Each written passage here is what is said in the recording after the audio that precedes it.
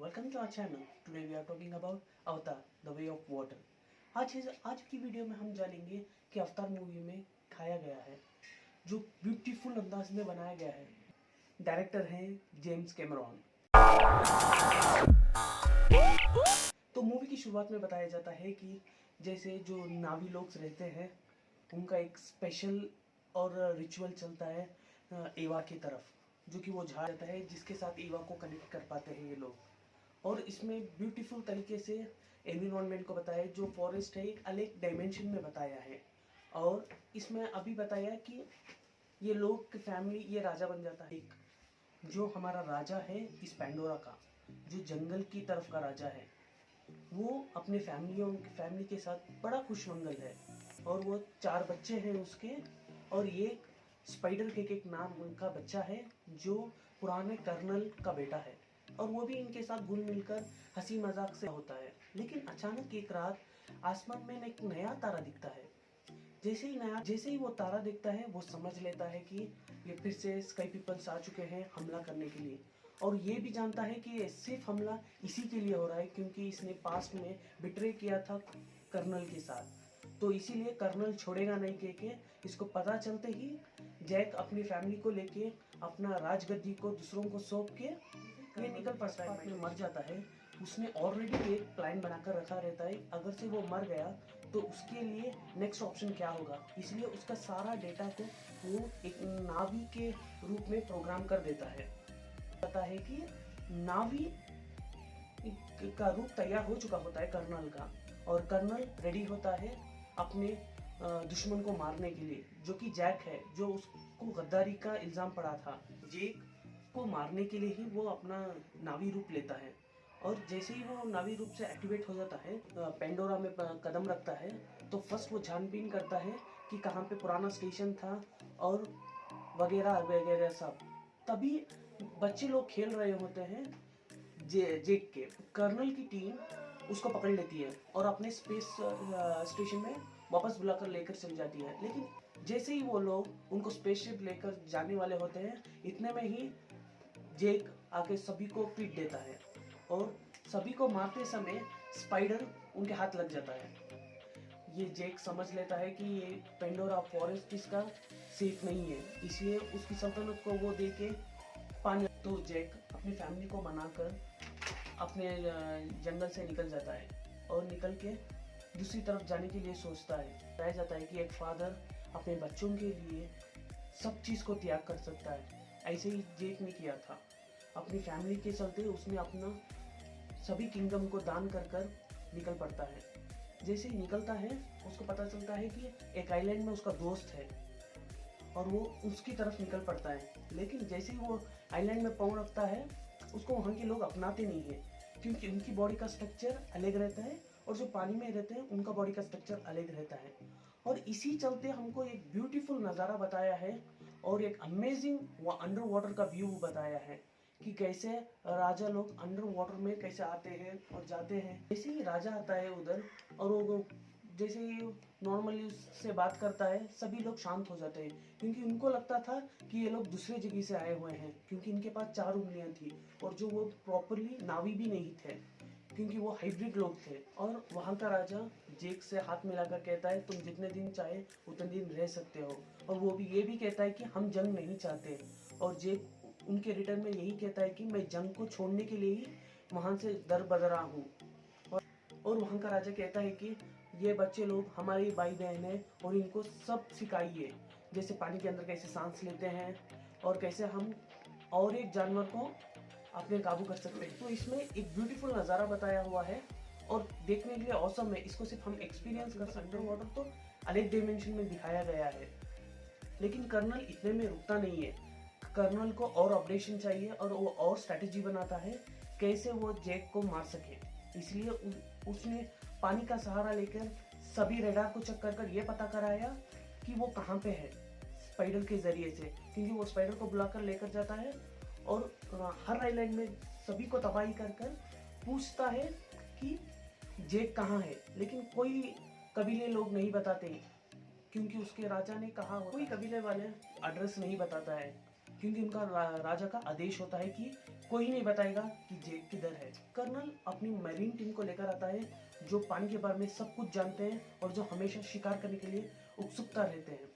और वो अपनी टीम को क्रू को लेकर वो मेरीन के डिपार्टमेंट में जाता है और उनसे हर तरीके का डिटेल्स निकालता है ताकि उनका फायदे में इसका ज़्यादा फायदा हो। तो कर्नल प्लानिंग डालता है कि जैसे ही हम दूसरे चीज़ को अटैक करेंगे तो कैसे जेक बाहर निकलेगा, इसलिए वो चूज करता है वेल मच्छियों को, जो कि अलग डायमेंशन में वो अलग रूप के होते हैं। वेल मच्छी जो 3 से 4 रकम का होगा। और कर्नल मरीन टीम को प्लानिंग देकर वो हंटिंग के लिए जाता है और वहाँ पे वेलों को देखता है वो जो इनके भाई बहन के जैसे कुछ वगैरह। तो कर्नल अपनी पानी वाली टीम को लेकर उनसे जांच पड़ताल करता है, को लेकर वो जायजा लेता है कि कैसे हम ये नावी लोगों को बाहर निकाल सकते हैं या उत्सुकता पैदा कर सकते हैं कि यही लोग बाहर आकर हमला करें। तो इसी के चलते उसको कर्नल को पता चलता है कि वो वेल के पास वो लोग अपना सोल भाई बहन कुछ वगैरह का रिचुअल करते हैं। जैसे हम इस पे अटैक करेंगे तो ऑटोमेटिक वो नावी लोग बाहर आ जाएंगे हमला करने के लिए या फिर कुछ ना कुछ तो करेंगे। इसी चलते कर्नल हंटिंग के लिए पानी वाले लोगों को बुलाकर टीम को लेकर जाता है और जाकर हंटिंग स्टार्ट करता है। जैसे ही स्टार्ट हंटिंग करता है कि हमको दिखाया जाता है कि एक ब्यूटीफुल तरीके से जो अंडर वाटर में जो अलग डिफरेंट तरह के जैसे प्राणी रहते हैं उसको एक्सप्लोर करने का नया एक्सपीरियंस लेवल में बताया गया है। एक अलग एक्शन सीन की तरह बताया गया है कि कैसे लोग अटैक करते हैं ये वेलों को और वेल एक्चुअल में क्या पर्पस है इस वेल को हंट करने का। इसमें ये भी दिखाया गया है कि वेल के दिमाग से निकला हुआ तेल जो कि बेशकीमती है और शाश्वत करने का काम भी करता है, इसलिए ये लोग जवान रह पाते हैं ये पानी वाले मेरीन लोग। तो कर्नल इन्हीं का फायदा उठा के तो हमला करता है। जैसे ही वो लोग शिकार करते हैं वेलों का, जो कि वेल की तरह तो दिखता नहीं है, वो तो सामने से ग्रासहोपर की तरह लगता है।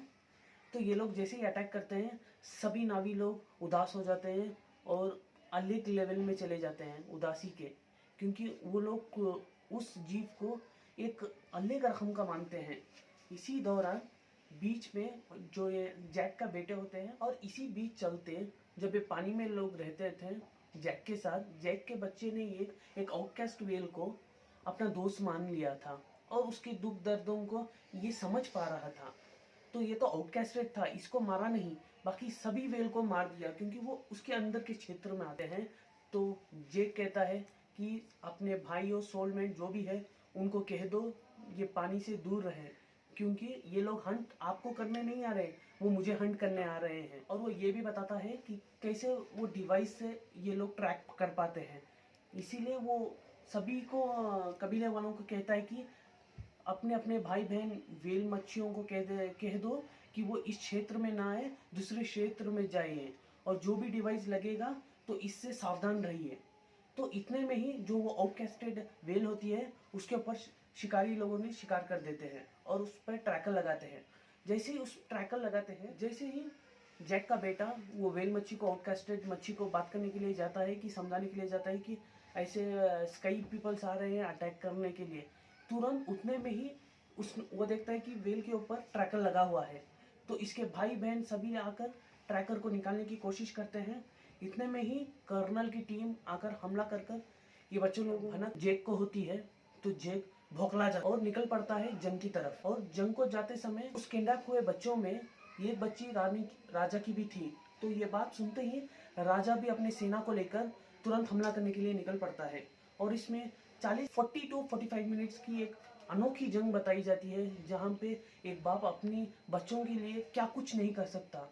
और इसी दौरान इस जंग में ये भी दिखाया जाता है कि कैसे जैक के पहले बेटे को गोली लग जाती है और वो मर जाता है। इसके लिए ये 2 से 3 मिनट्स का इमोशनल सीन दिखाया गया है और कैसे एक बाप एक अजीब सा दुख का माहौल बन जाता है। और इसी चलते जैक कहता है अभी टूटने का समय नहीं है, अभी हमको जुड़कर उसको हमला करना पड़ेगा, वरना वो एक बच्चा आज गया है लेकिन हम सभी मर सकते हैं। इसीलिए जैक अपने जितने हैं उतने हथियार लेकर कर्नल को मारने निकलता है। वो ग्रेस की बच्ची को पकड़कर मारने की धमकी देता है और जैक को कहता है कि अपने हथियार छोड़ दो।